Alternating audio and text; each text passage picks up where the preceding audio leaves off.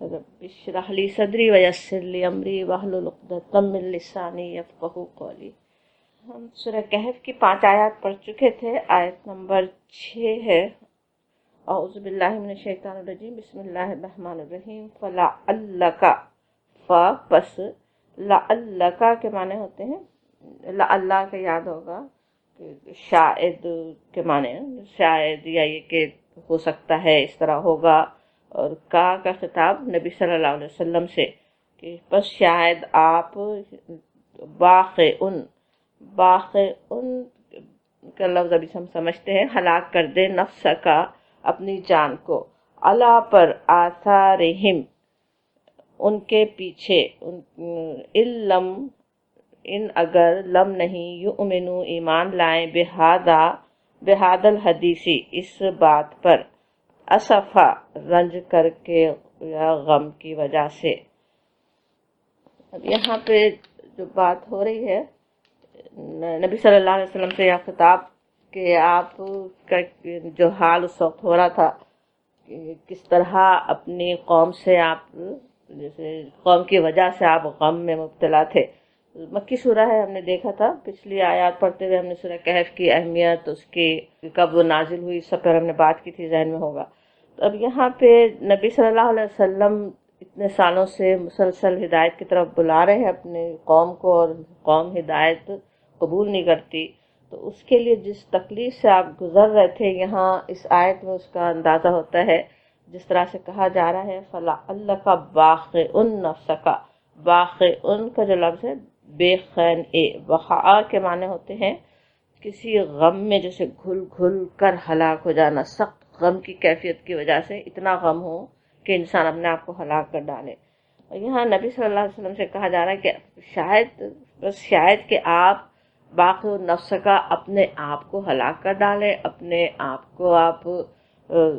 हलाक कर दें, अला आसारिहिम इन पर, इन लोगों के पीछे।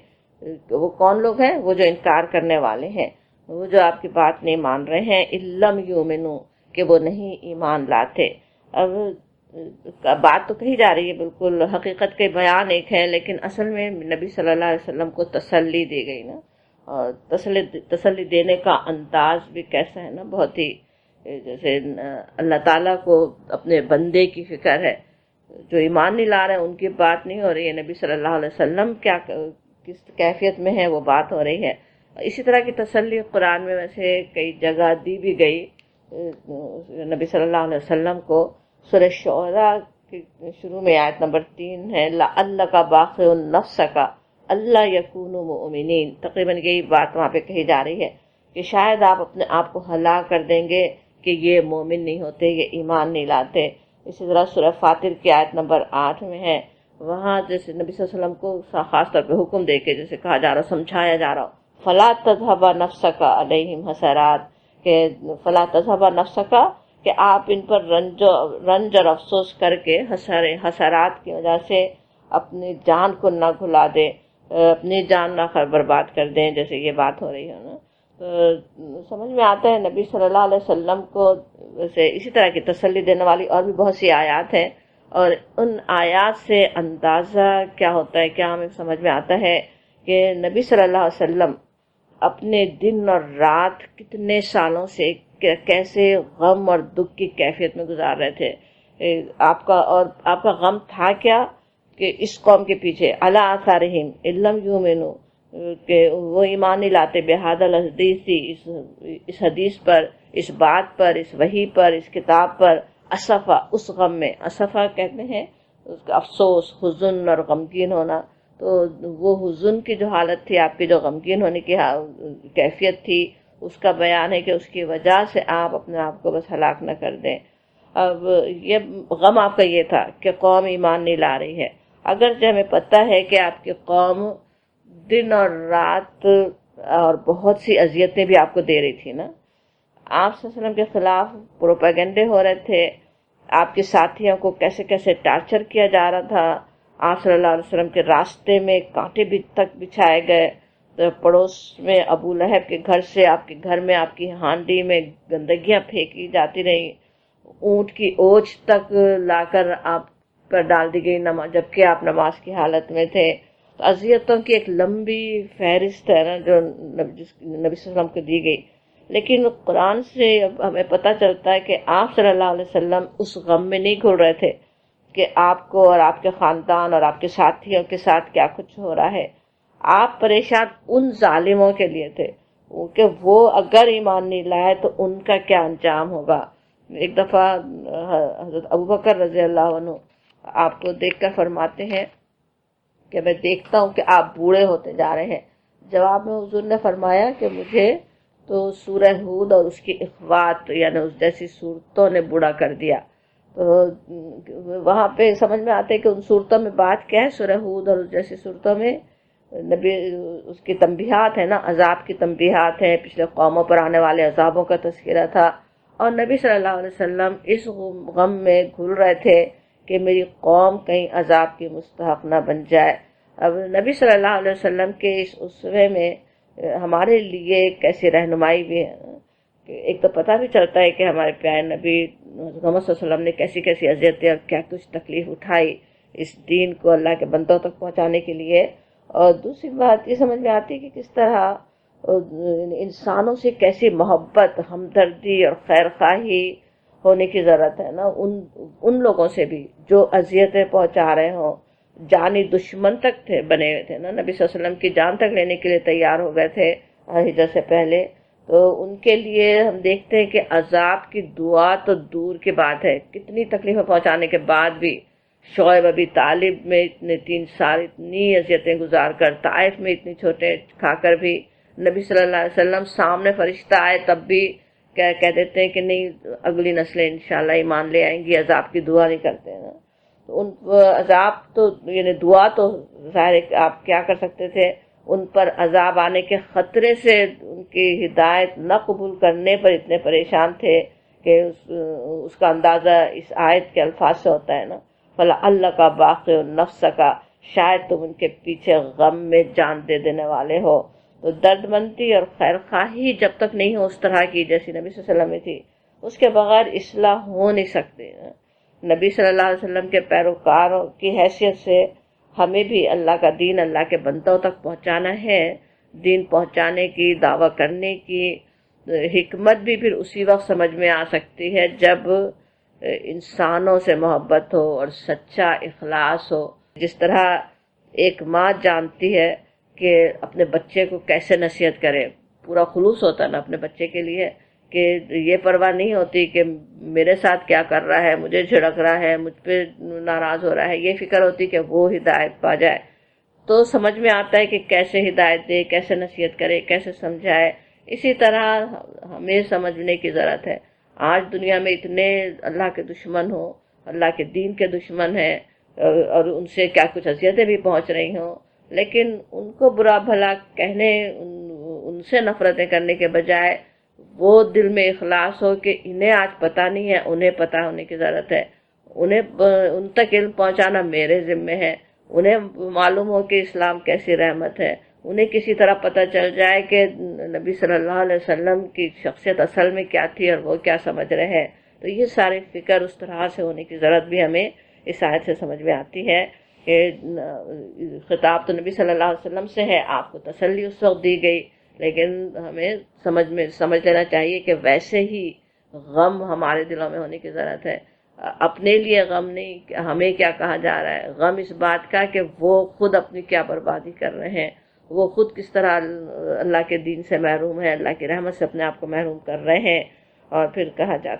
رہا ہے، سورہ کہف ہم پڑھ رہے ہیں، سورہ کہف کی آیت نمبر 7 میں،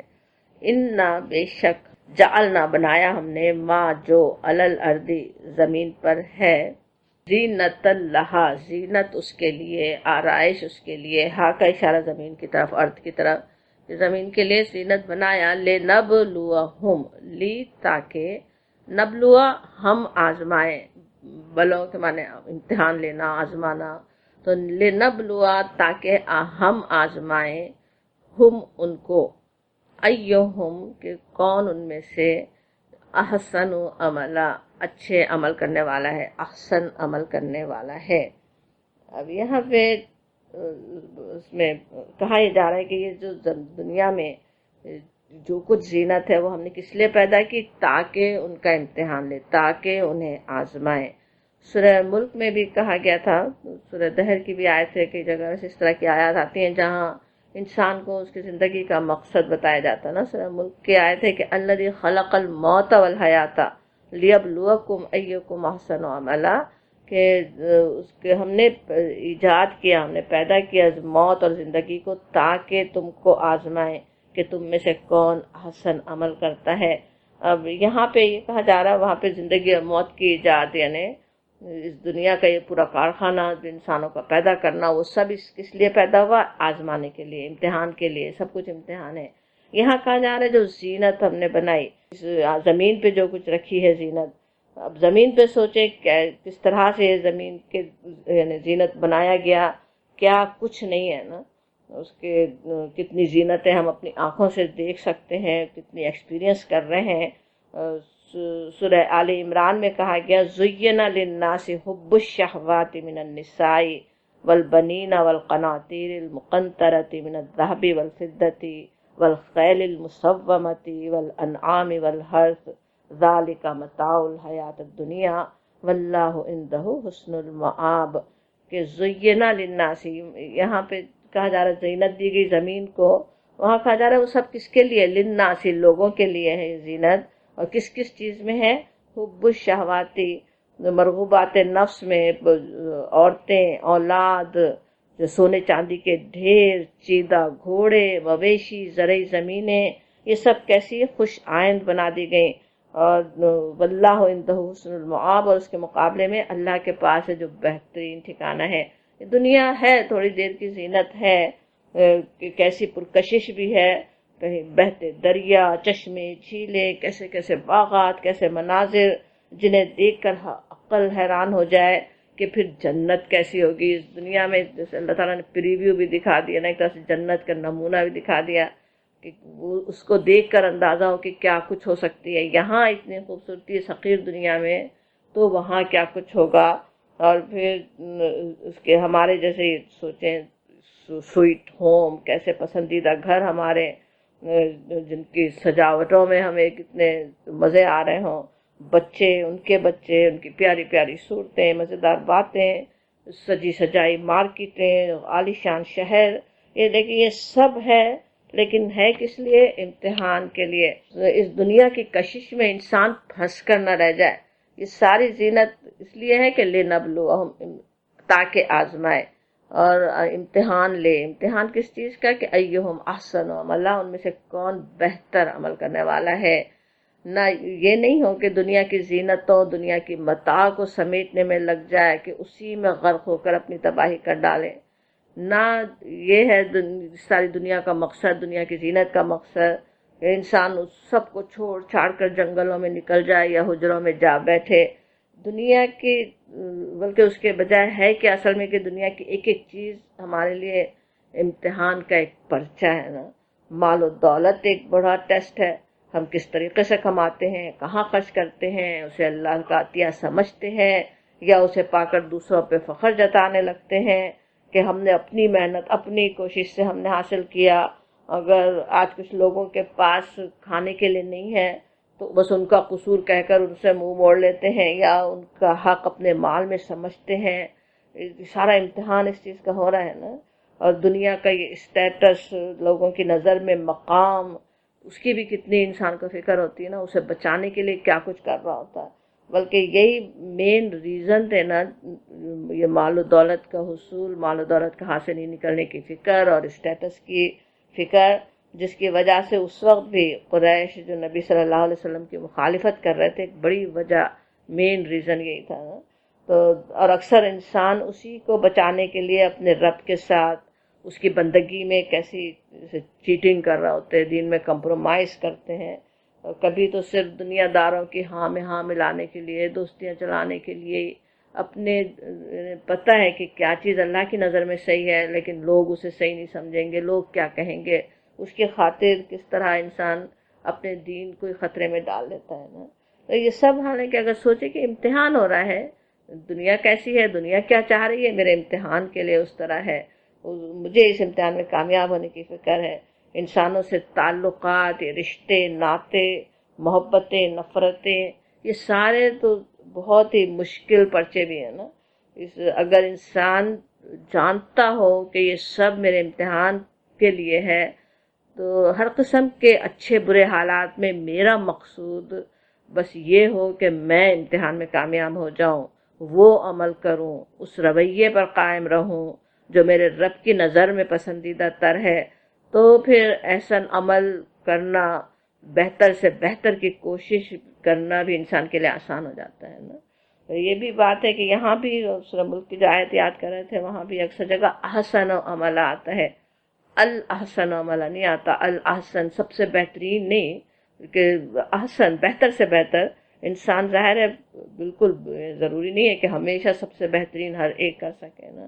لیکن جتنا بھی ہے اس سے بہتر کرنے کی فکر، ہر روز کی بہتر کرنے کی فکر ہو، اپنا آج جو عمل ہو رہا ہے اس سے کل بہتر بنانے کی کوشش ہو، جو کچھ کر رہے ہیں اس سے بہتر کرنے کی انسان کوشش کرتا رہے نا. تو کوشش کرتے رہیں تو بہتر سے بہترین تک بھی پہنچ ہی سکتے ہیں نا. اور یہ بھی سمجھ میں آتا ہے کہ اس کے مطلوب جو ہے وہ اکثر نہیں کہا گیا نا، زیادہ عمل نہیں کہا گیا، کوانٹیٹی سے زیادہ کوالٹی مطلوب ہے، کہ بہترین طریقے سے اچھی طرح ہو. سوچیں جیسے 10 نفل پڑھنے کی کوشش میں تھوڑا ٹائم ہے، تھوڑی دیر کے لیے اٹھے ہیں تو ابھی فجر ہونے والی ہے، اس میں 10 نفل پڑھنے کی کوشش کریں تو کیا ہوگا؟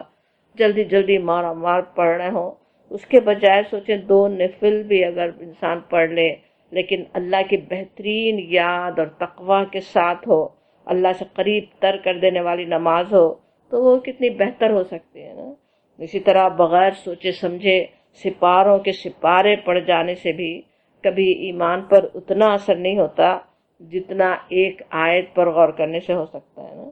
تو احسن عمل یہ پھر یہ بھی کہ جنہیں ہم نیکیاں سمجھتے ہیں نا، نماز، عبادات، ذکر، اذکار، صرف وہی نہیں ہے. اکثر ذہن میں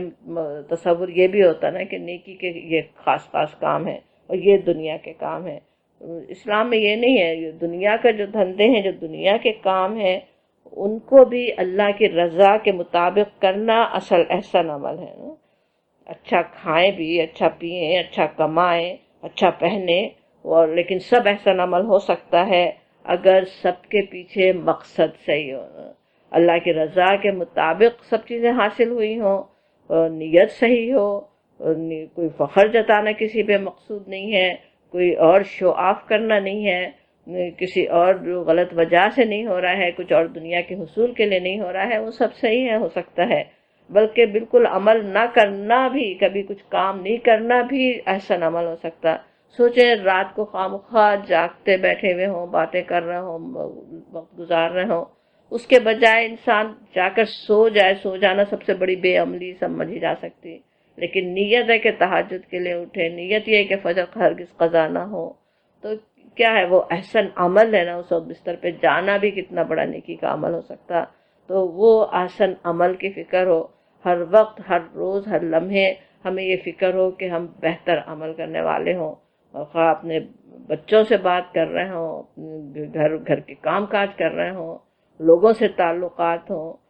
رشتے ناطے کے حقوق ادا کرنے ہوں، ان سب میں اصل فکر ہو کہ ہم احسن ہوں. اور کبھی یہ بھی ہوتا نا، یہ امتحان سمجھیں اس چیز کو تبھی ہو سکتا ہے کہ ہم بہتر کریں. کس طرح انسان دوسرے انسانوں کو دیکھ رہا ہوتا ہے نا، وہ جیسے ہیں ہم بھی ان کے ساتھ ویسے رہیں. اینٹ کا جواب بلکہ پتھر سے بھی دینے کو تیار ہو جائے.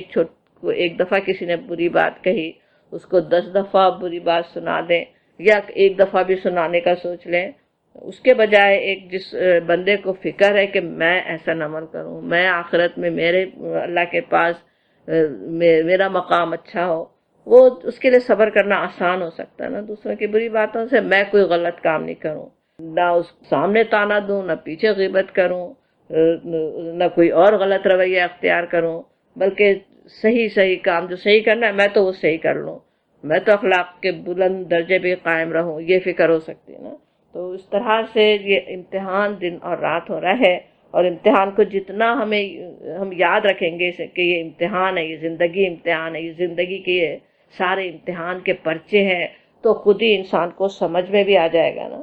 کہ کیا مجھے کرنے کی ضرورت ہے، کیا کون سے کام ہے جو مجھے آج کرنا چاہیے، پہلے کرنا چاہیے، کن کو بعد میں کرنا چاہیے، کون سے کام کو ترجیح دینی چاہیے، کون سے کام ہے جن کے کرنے سے میری بخشش ہو سکتی ہے، کون سے کام ہے جو وہاں پہ کام نہیں آ سکتے، یہ ساری سمجھ بھی پھر آ سکتی ہے نا. تو انشاءاللہ تعالیٰ اللہ تعالیٰ اپنی رحمت سے ہمیں اس امتحان میں، اس بڑے امتحان میں کامیاب فرمائے، اور اس دنیا میں اس امتحان کو سمجھنے کی توفیق دے، یاد رکھنے کی توفیق عطا فرمائے. پھر کہا جا رہا ہے وَإِنَّا، سورہ کہف کی آیت نمبر 8، اور انا بے شک ہم لجائلون، جو ہے امفسس کا تاکید کے لیے آتا ہے نا، جائلون بنانے والے ہیں، کرنے والے ہیں، ماں جو علیہا، اللہ اور ہا ہے اس پر، سعیدن صاف میدان، جروزہ بنجر. اب یہاں پہ جو الفاظ آ رہے ہیں ان کو پہلے سمجھ لیں کہ کہا یہ جا رہا ہے کہ ہم بنانے والے ہیں، ما علیہا، ہا کا اشارہ زمین کی طرف، کہ جو اس پر ہے، جو کچھ زینت ہے نا، جو دنیا میں ارض پر جو زینت اللہ تعالیٰ نے پیدا کی، آج تو وہ اتنی زینت ہے، آج تو اتنی بہار ہے، کیا کچھ ہے، لیکن کل وہ سعیدن جروزہ بننے والا ہے. سعیدہ کا لفظ ہوتا ہے، سعادہ کہتے ہیں اوپر اٹھنے کو بھی کہا جاتا ہے، زمین کے بالائی حصہ، اس کے اوپر کی مٹی اور تو گرد و غبار، تو اصل یہاں پہ ہموار زمین کے لیے کہا گیا. اور جروزہ کا جو لفظ ہے تو کہتے ہیں جیسے کسی چیز کو کاٹ کر صاف کر دیا جائے نا، کھیت جیسے کاٹ کے صاف کر دیا گیا ہو، تو زمین جو خشک بنجر ناقابل کاشت ہو اس کے لیے بھی کہا جاتا ہے، جہاں بارش بہت کم ہوتی ہو. تو سعیدن جروزہ جب کہا جا رہا ہے تو مطلب یہ کہ وہ صاف میدان بنجر بنا دیا جائے گا. دوسری جگہ قرآن میں بھی آتے ہی کہ کیا کیفیت ہوگی قیامت کے دن، کس طرح پورا ایک چٹیل میدان بنا دیا جائے گا. کچھ احادیث میں بھی تفصیل ملتی ہے کہ کس طرح سب کچھ، یہ قرآن میں ہے بلکہ پہاڑ کس طرح اللہ تعالیٰ دھول بنا کے اڑا دے گا. تو یہ اونچے نیچے جو آج ہم زمین پر دیکھتے ہیں وہ سب چیزیں ختم ہو کر ایک صاف میدان بن جائے، تو وہ سب ایک صاف میدان بن جانے والا ہے کہ ہر چیز ختم ہو جانے والی ہے، چٹیل بے آب و گیا میدان بن جانے والا ہے. تو آج بتایا یہ جا رہا ہے کہ یہ حسن، یہ زینت دنیا کی جس پر لوگ ریجھ رہے ہیں، آج جس کو سب کچھ سمجھ رہے ہیں، جس کے حسن میں لگے ہیں، ایک وقت آئے گا کہ وہ سب کچھ ختم ہو جائے گا، وہ کچھ بھی باقی نہیں رہے گا، کوئی چیز رہے گی نہیں. اور یہ ختم ہونے کے، اس فنا ہونے والی دنیا کی ہر چیز فانی ہے. تو فنا کے مناظر ہم دنیا میں ہر وقت بھی، ہمیشہ بھی دیکھتے رہتے ہیں نا. آج کے ہری بھری کھیتی کل بھس بن کر رہ جاتی ہے. جوانی کی کس طرح ہماری عمر ہی سوچے، ایک جوانی میں کیسی امنگیں، ایمبیشنز کیا کیا ہوتے ہیں، اور اس کے ہنگامے ساری زندگی کے، پھر وہ بڑھاپے کی مایوسیوں میں بدل جاتے ہیں. اس کے بھرے پورے گھر سے ایک نسل اٹھ جاتی ہے، اس کی جگہ دوسری نسل آ جاتی ہے. تو پوری دنیا کا بھی ایک وقت یہی انجام ہونا ہے، بتایا جا رہا ہے. اور اس انجام پر نظر ہو تو پھر انسان کے لیے وہی بات جو پچھلی آیت میں کہی جا رہی تھی، احسن عمل نہ صرف یہ کہ آسان ہو جائے بلکہ سمجھ میں بھی آ جائے کہ کس وقت کس کام کو مجھے ترجیح دینی چاہیے، کیا میری پرائرٹیز ہونی چاہیے. تو ان دونوں آیات میں ویسے بہت ہی گہری باتیں سمجھائی گئیں، لیکن آگے بھی اس میں ابھی سورہ کہف میں 46 اور اس کے بعد کی آیات میں بھی یہی مضمون آ رہا ہے. تو وہاں پہ پھر انشاءاللہ اور ہم تفصیل سمجھتے ہیں، اس پہ پھر بات کریں گے. پھر آگے اب آیت نمبر 9 سے بات شروع ہو رہی ہے.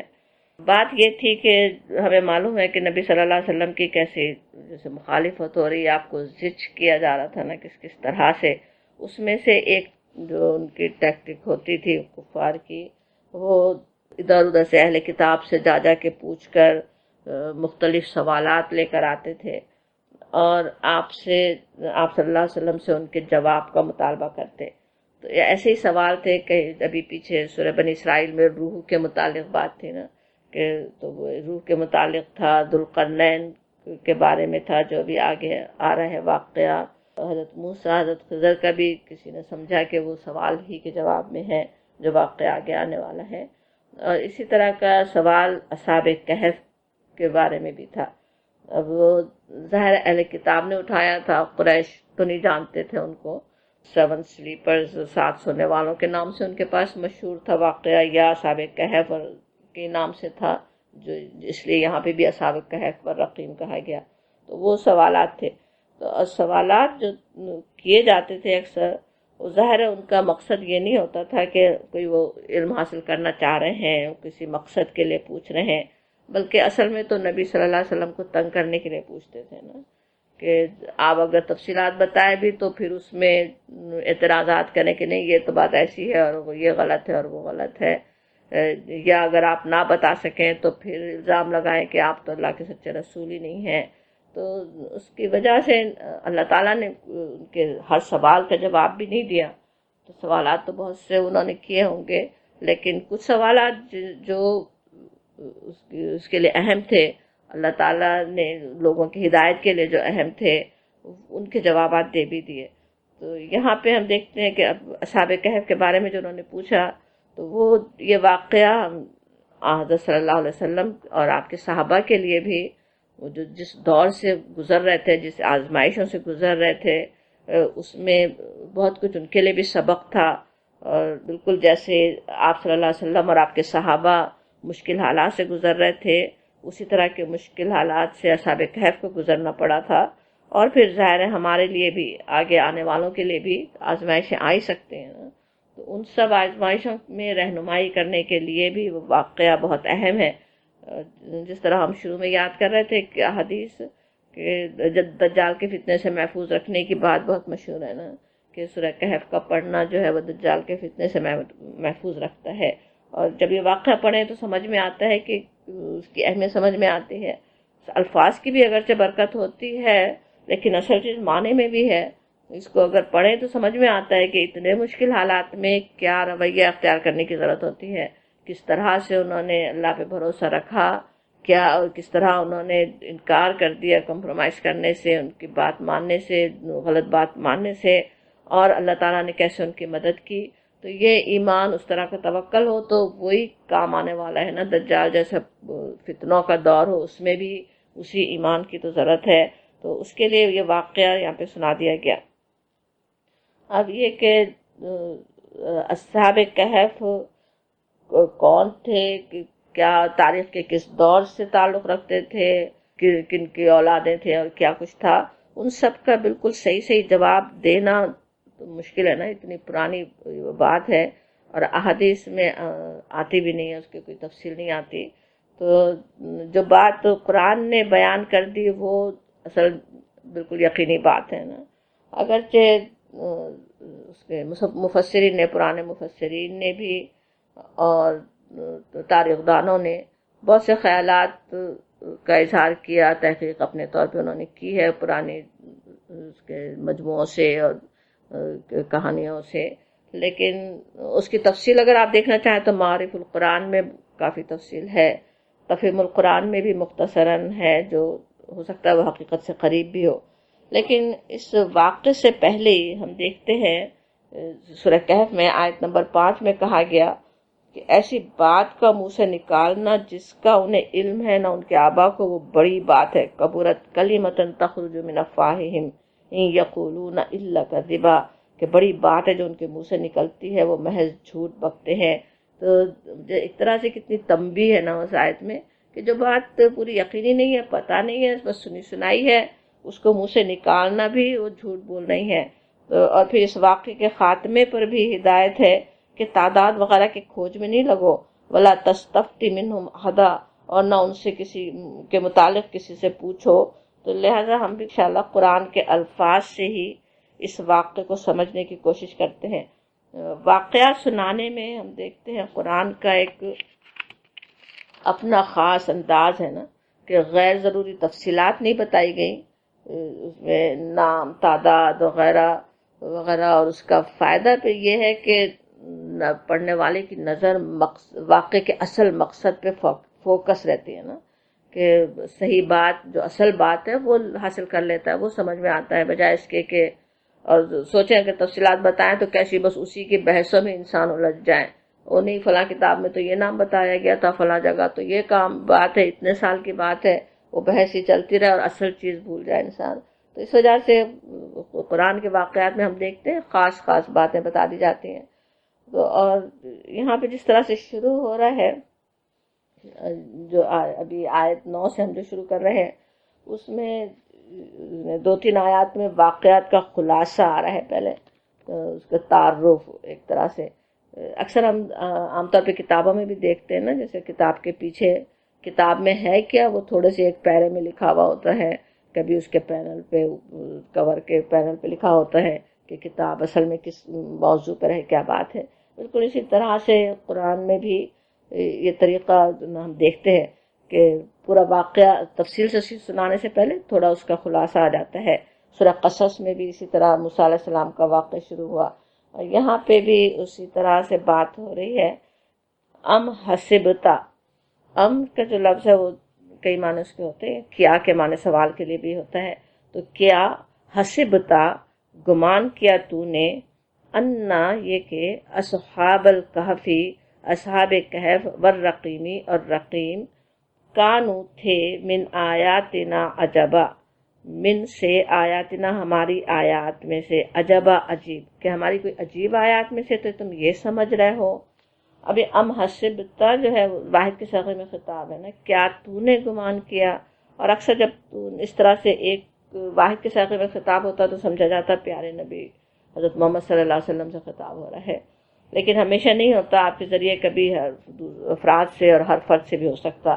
تو یہاں پہ بھی کسی نے تو سمجھا کہ نبی صلی اللہ علیہ وسلم سے خطاب ہے، لیکن زیادہ جو بات صحیح سمجھ میں آتی ہے وہ یہ کہ اصل پوچھنے والوں سے ہی کہا جا رہا ہے، جنہوں نے یہ سوال کیا تھا، سوال اٹھایا تھا، ان سے کہا جا رہا ہے نا۔ بات یہ تھی کہ جو سوال کرنے والے تھے ان کا مقصد کیا تھا کہ نبی صلی اللہ علیہ وسلم اور آپ کے صحابہ کی جیسے وقت گھٹانے کے لیے آپ کا جیسے یہ لوگ کیا ہے، کوئی کیا معجزے ہیں، کیا ان کے درجے ہیں، ہمارے پاس تو ایسے ایسے لوگ گزرے ہیں، اصحاب کہف جیسے اولیاء ہمارے پاس گزرے، اللہ کی ایسی قدرت اور شان ان کے لیے ظاہر ہوئی، تو ہمیں ان کی سے ہدایت لینے کی کیا ضرورت ہے۔ یہ ان کے جیسے اندر کی جو بات ان کی چھپی ہوئی ہے مقصد نا، پیش سامنے اس پس منظر میں کہا جا رہا ہے کہ ان کی ذہنیت کو سامنے رکھ کر اللہ تعالیٰ نے ان کے جو بات کا جواب دیا اس کو شروع اس طرح کیا، اس کا آغاز ایسے ہو رہا ہے کہ اگر تم اصحاب کہف کے ماجرے کو کوئی بہت ہی عجیب چیز سمجھتے ہو تو یہ بہت عجیب چیز نہیں ہے۔ سوال اسی طرح آیا، ہم حسبتا، کیا تم سمجھتے ہو، کیا تم سمجھتے ہو کہنے سے اصل مفہوم کیا ہے کہ وہ کوئی ہے نہیں، ایسی عجیب چیز نہیں ہے کوئی ایسی۔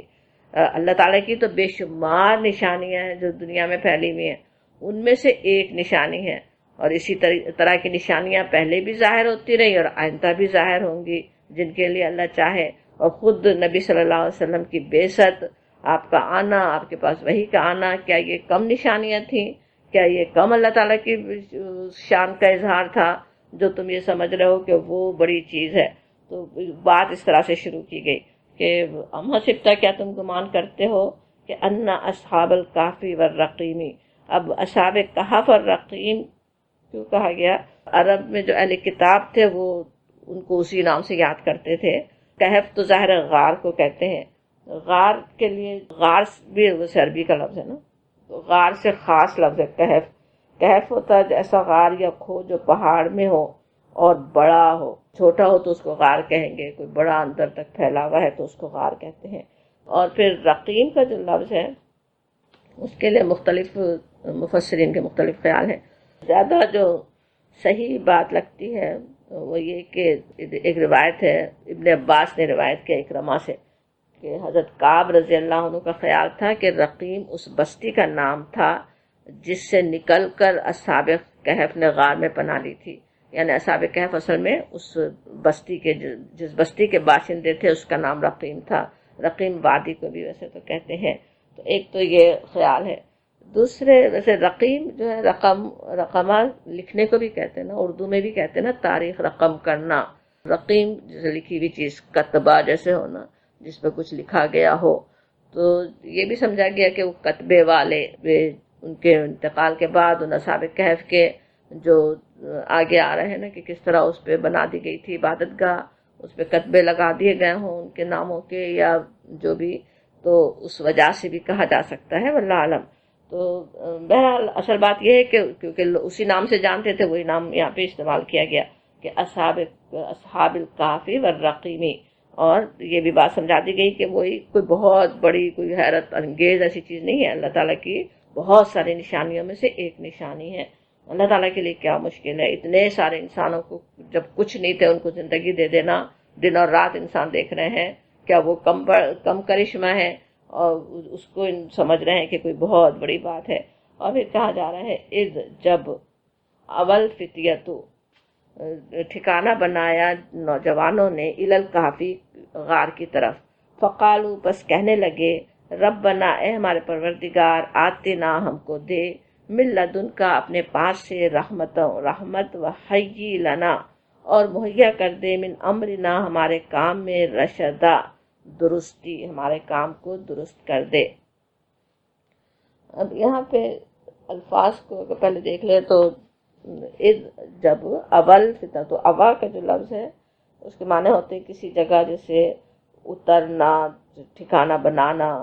بیٹھنا یا پناہ لینا کے معنی میں ہوتا ہے۔ تو اذ اوا جب انہوں نے ٹھکانہ بنایا یا پناہ لی، فتیتو کا جو لفظ ہے فتح کی جمع ہے۔ فتح کہتے ہیں جیسے جوان ہونے سے بھرپور جوانی تک کا جو وقت ہوتا ہے نا، اس کو کہا جاتا ہے فتح۔ کہیں تو جیسے بھرپور جوان، پوری طرح سے جیسے طاقتور ہو چکے ہیں، سب کے بھرپور جوان کہا جا سکتا۔ تو فتیتن اس کی جمع، تو فتیتن کا خاص طور پہ بات یہاں پہ کہی گئی کہ وہ نوجوان تھے۔ نوجوانی کا وقت ایسا ہوتا ہے نا جب انسان کے جیسے امنگیں بھی زیادہ ہوتی ہیں، ہمت زیادہ ہوتی ہے، عزائم ہوتے ہیں۔ جب بوڑھے ہو جائیں تو انسان مصلحت پرست بھی ہو جاتے ہیں، اتنے سارے تجربوں سے گزرنے کے بعد انہیں اندازہ بھی ہوتا ہے کہ کیا کچھ مشکلات آ سکتی ہیں، مشکل میں ہاتھ ڈالنے سے ڈرتے ہیں، لیکن نوجوان سب کچھ کرنے کے لیے تیار ہوتے ہیں نا۔ اس لیے ہم دیکھتے ہیں اکثر جگہ قرآن میں ہم دیکھتے ہیں حضرت موسیٰ علیہ السلام کا بھی واقعہ جہاں آتا ہے کہ ان کی اپنی قوم میں، بنی اسرائیل کی قوم میں سے ان نوجوانوں نے ساتھ دیا حضرت موسیٰ علیہ السلام کا، آتا ہے کہ وہ ایمان لائے، ساتھ دیا موسیٰ علیہ السلام پر، اور خود نبی صلی اللہ علیہ وسلم پر بھی ایمان لانے والوں میں بہت سے، زیادہ تر کم عمر ہی تھے لوگ نا، وہ آگے بڑھ کر ایمان لائے۔ یہاں پہ بھی ہے کہ وہ فتیت نوجوان اب الکافی غار کی طرف ہو گئے، اور انہوں نے کہا فقالو پس کہا انہوں نے کہ ربنا آتنا من لدنک رحمت و حیی لنا۔ حیی کا جو لفظ ہے جیسے اردو میں ہم مہیا کرنا کہتے ہیں، وہ تقریباً معنی ہے حیا، ویسے تو کئی طرح کے سے استعمال ہوتا، حیات کہتے ہیں نا کسی شکل کو۔ یہاں پہ کہا جا رہا ہے کہ وہ وحی لنا، مہیا کر لنا ہمارے لیے۔ اور رشدہ کا جو لفظ ہے ہدایت کے لیے بھی رشد استعمال ہوتا ہے نا، اور رشدہ کے معنی ہوں گے ہدایت اور استقامت پائی۔ رشدہ امرہ کہیں تو مطلب ہے کہ اس نے اپنے معاملے میں ہدایت پائی۔ تو اب جب یہ بات کہی جائے وَحَيِّ لَنَا مِنْ أَمْرِنَا رَشَدًا، تو کیا مفہوم ہوگا کہ اے ہمارے رب ہمارے لیے اس راہ کو جو ہم نے اختیار کی ہے اس کے رہنمائی اور استقامت کا ذریعہ بنا دے، ہمارے کام بنا دے، ہمارے کام کو صحیح کر دے۔ اب یہ دعا اس وقت کی ہے جب ان نوجوانوں نے اس میں غار میں پناہ لینے کا ارادہ کیا۔ آیت کے الفاظ سے یہ سمجھ میں آ رہی کہ نوجوان لوگ تھے، اور نوجوان جب حق کی حمایت کے لیے کھڑے ہوں تو پھر انہیں مصلحتوں کی کوئی پرواہ نہیں ہوتی ہے نا،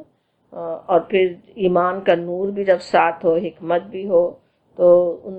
اس حکمت کی وجہ سے، اللہ کے دیے نور کی وجہ سے اتنے نازک مرحلے میں انہیں توفیق ہوتی ہے کہ اللہ سے رہنمائی اور اس کی استقامت کی دعا کرتے ہیں نا کہ اللہ تعالیٰ اسے ہمارے لیے کام کو آسان کر دے۔ یہ بھی سمجھ میں آتا ہے کس طرح کسی کام کا ارادہ کرنے کا بہترین طریقہ دعا ہے نا۔ نیت تو انسان کرتا ہے لیکن اس کا پورا ہونا اللہ کی مشیت سے ہو سکتا ہے۔ تو اللہ کے نیک بندے ہر معاملے کے لیے اپنے رب ہی کی طرف رجوع کرتے ہیں، تو اس طرح سے انہوں نے بھی اپنے اللہ سے دعا کی، اور بہترین دعا جو ہمیں بھی سکھا دی گئی اسی ذریعے سے. کتنی بہترین دعا ہے نا، ہر طرح کے معاملات میں. کتنی دفعہ ایسے ہم کبھی شش و پنج میں ہوتے ہیں، صحیح بات ہمیں سمجھ میں نہیں آ رہی، یہ کریں کہ وہ کریں، حالات ایسے خراب ہیں جن کے حل کا کوئی ہمیں سمجھ نہیں آ رہا کیسے حل ہوں گے، اور وہ سب کے لیے اللہ سے دعا کی جا سکتی. یہی دعا بالکل کہ ربنا آتنا من لدنک رحمۃ، اللہ کی رحمت کے تو ہم ہر وقت ہی کتنے حاجت مند ہیں، اور اللہ تعالیٰ ہدایت مہیا کرنے والا ہے، ہمیں سکھا دینے والا ہے کہ وہ کام کیسے ہم صحیح کریں، کس طرح سے کام ہو. اب یہاں پہ یہ دعا پھر ہمیں یہ سمجھ میں بھی آتا ہے کہ کس طرح اللہ پہ توکل کس طرح کرنا چاہیے. ایسا نہیں ہے کہ یعنی ان نوجوانوں نے یہ نہیں کیا کہ معلوم ہے انہیں کہ ان کی اپنی قوم، ان کا بادشاہ وقت انہیں جیسے پراسیکیوٹ کرنے کے لیے تیار تھے نا، بالکل آگے ابھی دیکھیں گے قرآن میں واقعہ پڑھتے ہوئے کہ وہ سنسار کر دیں گے انہیں، وہ تو اپنے قوم میں واپس لے جائیں گے، وہ کہتے ہیں نا. تو وہ ہمیں پتہ ہے کہ کس طرح مجبور ان کو کر رہے ہیں کہ یعنی یا ان کے قوم میں واپس آئیں، ان کے مذہب پہ واپس آئیں، یا ختم ان کو کر ڈالیں. اس حال میں ایسا نہیں ہوتا کہ وہ اللہ پہ توکل کر کے اپنے گھر میں بیٹھ کر اس دعا کی تسبیح کرتے رہے. اس کے بجائے انہوں نے کیا کیا، ایک طرف اپنے آپ کو بچانے کا انتظام کیا، اپنے وطن، اپنے گھر بار کو چھوڑ کر اپنا آرام و اطمینان کی زندگی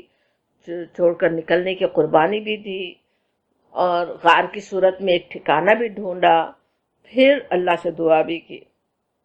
اور پھر اس کے آگے کی صورت کوئی واضح نہیں ہے ان کے سامنے کہ کہاں جائیں گے، کیسے رہیں گے، لیکن اس کے لیے اللہ پہ بھروسہ ہے کہ آگے کے حالات اللہ تعالیٰ درست فرما دے، وہ انہیں ہدایت دے دے گا کہ کیا کرنا چاہیے. بہترین ہمیں سمجھ میں آتا ہے طریقہ. یہ بھی نہیں کہ ہاتھ پر ہاتھ رکھ کے توکل کر لے، بس دعا کرتے بیٹھے رہیں. جو کر سکتا ہے، جتنا ممکن ہے انسان وہ کرے بھی، جتنا کچھ کر سکتا ہے کر ڈالے، اور لیکن صرف جو کر رہا ہے اس پہ بھروسہ نہیں ہے. اپنے آپ کو بچانے کے لیے یا کچھ بھی کرنے کے لیے بھروسہ اللہ پر ہے، اللہ سے دعا مانگتا ہے، اللہ سے کی طرف رجوع ہوتا ہے اللہ کا بندہ. تو وہ نمونہ ہمارے سامنے رکھا گیا کہ کس طرح سے انہوں نے ٹھکانہ بھی لیا، غار ڈھونڈا، غار میں پناہ لی، اور ساتھ ہی دعا کی. اور دعا کے جواب میں پھر اللہ تعالیٰ نے ان کے ساتھ کیا کیا، فَضَرَبْنَا عَلَىٰ آذَانِهِمْ، پس ضربنا تھپکا ہم نے، اللہ پر، آذانہم، آذان اذن کا پلورل، اذن کہتے ہیں نا کان کو، آذانہم ان کے کانوں پر، فی الکافی غار میں، سنینا عددا کئی برس گنتی کے، کئی سالوں تک کے لیے اللہ تعالیٰ نے انہیں سلا دیا. ضربہ علی آذان کہتے ہیں، جیسے لفظی معنی اس کے ہوتے کانوں پہ ٹھپا لگانا، تھپکنا، جس طرح کسی مائیں کرتی ہے نا بچوں کو تھپک کر سلانے کے لیے کر رہے ہوں پیار شفقت کے ساتھ، تو وہ اصل محاورے میں ہے. ویسے تو ضربہ کے کئی معنی ہوتے ہیں نا، ضربہ مارنے کے معنی بھی، بلکہ سورہ حدید میں آتا ہے فَضُرِبَ بَيْنَهُمْ بِسُورٍ لَهُ بَابٌ، ان کے درمیان دیوار حائل کر دی ہم نے، جس میں دروازہ تھا کہا گیا تھا، تو جیسے بیچ میں دیوار ڈال دی، دیوار حائل کر دی. تو یہاں پہ جیسے اللہ تعالیٰ نے کانوں کے شور دنیا سارے اس کے مقابلے میں جیسے کچھ رکاوٹ ڈال دی ہو، کچھ وہ سنے نہیں، اطمینان سے سوتے رہے. تو یہ پیار و شفقت سے سلا دیا، تھپکی دے دی، انہیں محفوظ کر دیا ہر طرح کی شر سے، اور اطمینان سے وہ وہاں پہ سوتے رہے. تو اور وہ اس میں کئی سالوں کے لیے نہایت آرام اور سکون کی نیند ان پر طاری کر دی. تو نیند کے لیے اصل استعارہ ہو رہا ہے، اور یہ کہ سنین عددہ آ رہا ہے سالوں، اب سال کے جیسے صدیوں کے لیے جیسے وہ سو گئے، تو سلا دیا گیا. پھر ہے ثم، پھر بعثناہم، اٹھایا ہم نے ان کو، لنعلم، تاکہ ہم جان لیں، ای الحزبین، ایل کون، حزبین کہیں تو حزب کہتے ہیں نا گروہ کو، حزبین تسنیہ دو کی جمع ہوتی ہے نا عربی میں، دو گروہوں میں سے، احسا، احسا کون گنتا ہے، واقف ہے. احسا ویسے ہوتا ہے جیسے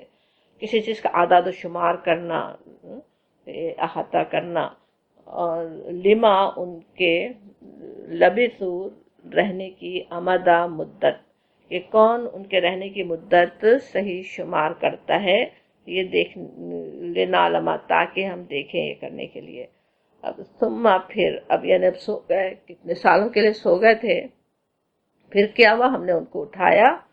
لنعلم جس طرح کہا جا رہا ہے،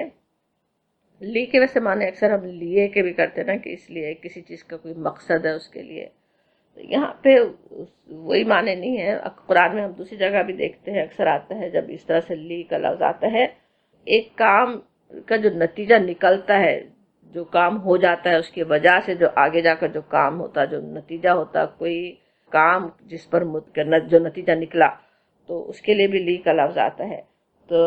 یہاں پہ اور نعلمہ کا جو لفظ ہے اس کے معنی دیکھنے اور جانچنے کے بھی ہوتے، کہ جانچنا چاہتے ہیں ہم، دیکھنا چاہتے تھے۔ قرآن میں بھی آتا ہے، ہاں سورہ آل عمران میں اس کا آتا ہے نا، غزوہ احد کے واقعے میں اللہ تعالیٰ دیکھنا چاہتا تھا کہ کون ہے، لیعلم دیکھنے کے لیے کہ کون ایمان پہ قائم ہے، کتنے ایمان پر ہے، تو نعلم تاکہ دیکھے جانچے۔ اور بعثنا ہوں، بعثا ویسے تو اکثر موت کے بعد اٹھنے کے لیے آتا نا، بعثا بعد الموت۔ نیند جو ہے وہ بھی تقریباً جیسے حدیث میں آتا ہے موت کی بہن ہے نا نیند جو ہے وہ جیسے آدھی موت ہی ہو، تو اس اور ان کی جو ان کا سونا تھا وہ تو تھا بھی کس طرح، کئی صدیوں کے لیے تقریباً موت کی طرح کی نیند ان کی تھی، تو جیسے موت ہی واقع ہو گئی ہو اتنے سالوں کے لیے۔ تو بعث نہ ہم، اٹھایا ہم نے ان کو اٹھا دیا، اگرچہ مرے نہیں تھے نا، آگے ہم دیکھتے ہیں جاگ رہے، یعنی اس طرح سو رہے تھے اطمینان سے، کروٹیں بدلتے ہوئے سوئے ہوئے تھے، یہ دیکھنے کے لیے کہ ایو الحزبین کے کون، دو گروہوں میں سے کون وار کرتا ہے۔ تو اس کا مطلب یہ نہیں ہے کہ سب کچھ بس اس لیے کیا گیا کہ لوگ دیکھیں کہ کتنی مدت سوئے، اس کا اصل بات یہ ہو رہی کہ ہوا یہ، جب وہ اٹھے تو آپس میں انہوں نے پھر بحث کی، کیا بات چیت ہوئی کہ کتنی دیر سوئے۔ جب اٹھتے ہی سب سے پہلے ابھی آگے ہم دیکھیں گے کس طرح سونے والوں نے پہلے بات کی کہ کتنی دیر ہم سوئے، پھر کیا نتیجہ اس کا نکلا کہ اللہ تعالیٰ زیادہ جانتا ہے، اللہ کو معلوم ہے۔ بستی والوں کے تک جب خبر پہنچتی ہے وہ اندازے لگا رہے ہیں کہ کس زمانے کے لوگ ہیں، کب تک سوئے، کتنا سوئے، اور اسی کی وجہ وہی اصل معجزہ تھا نا، جب اس سوال جب وہ اٹھا ہے تو پتہ چلا کتنا بڑا معجزہ ہوا، اتنے سال کے لیے وہ سو کر آ رہے ہیں، اتنے صدیوں پہلے وہ یہاں اس شہر سے گئے تھے اور آج واپس آئے ہیں، تو وہ اس طرف اشارہ اصل میں ہو رہا ہے۔ اور اس کی وجہ سے پھر یہ بھی سمجھ میں آیا، اس وقت ہی شہر میں جیسے آتا ہے روایات میں کہ بحث بھی چل رہی تھی نا کہ عالم برزخ کی زندگی کیسی ہوگی، کہ کس طرح وہاں پہ انسان کا ہوگا، سوئے گا، یا کیسی حالت اس کی ہوگی، وہ ساری بحثیں جو چل رہی تھیں ان کا بھی ایک طرح سے جواب ملا کہ عالم برزخ کا بھی اسی طرح سے ہو سکتا ہے نا، کس طرح انسان اس طرح سے بس سو جائے، اس کا اللہ تعالیٰ اسی طرح سے اٹھا کھڑا کرے گا، انسان کو پتہ بھی نہیں چلے گا کتنی دیر سویا، جیسے یہ لوگ اٹھے اور انہیں اندازہ ہی نہیں تھا کہ کتنی دیر سو کر اٹھے، شاید ایک دن ایک پہر ہم سوئے ہوں۔ اس کا بھی آتا ہے قیامت کا بھی بالکل اسی طرح سے، جب اٹھیں گے انسان یہی سوچے گا وہ شاید ایک پہر ہم سو کر اٹھے، بہت اچھے اندازے لگانے والے یہ سوچ رہے ہوں گے کہ ہاں کچھ پہر شاید ہم سو کر اٹھے ہیں۔ تو اس چیز کے لیے اللہ تعالیٰ نے یہ معجزہ دنیا میں دکھایا، اس وقت کے انسانوں کو بھی دکھایا، قرآن میں بیان کر کے آج ہمیں دکھا دیا کہ اللہ تعالیٰ کی قدرت سے کچھ بھی بعید نہیں ہے۔ آج انسان اس پہ حیران ہو رہے ہیں کہ دوبارہ کیسے زندہ ہوں گے، اللہ تعالیٰ تو دنیا میں بھی دکھا چکا ہے، اسی طرح انسانوں کو دوبارہ اٹھا سکتا ہے، کس طرح زندہ ہو سکتے ہیں، تو اس طرف یہاں پہ اشارہ ہو رہا ہے کہ ثم بعثناہم، پھر ہم نے انہیں اٹھا دیا، لنعلم تاکہ جانچ لیں، دیکھ لیں، پتہ چل جائے، لوگ جان لیں کہ کون سا گروہ ہے جو ان کی مدت کا صحیح اندازہ کرتا ہے، مدت پہ غور کرتا ہے ان کے سونے کی، اور اس کی وجہ سے اس اصل نتیجہ نکالتا ہے کہ سب کچھ اللہ کو معلوم ہے، سب کچھ اللہ کی قدرت سے ہونے والا ہے اور ہوتا ہے۔ تو انشاءاللہ ہم یہیں اپنی بات ختم کرتے ہیں، آگے پھر تفصیلی واقعہ شروع ہو رہا ہے اصحاب کہف کا، اور اگلی کلاس میں پھر پڑھتے ہیں۔ وآخر دعوانا الحمدللہ رب العالمین۔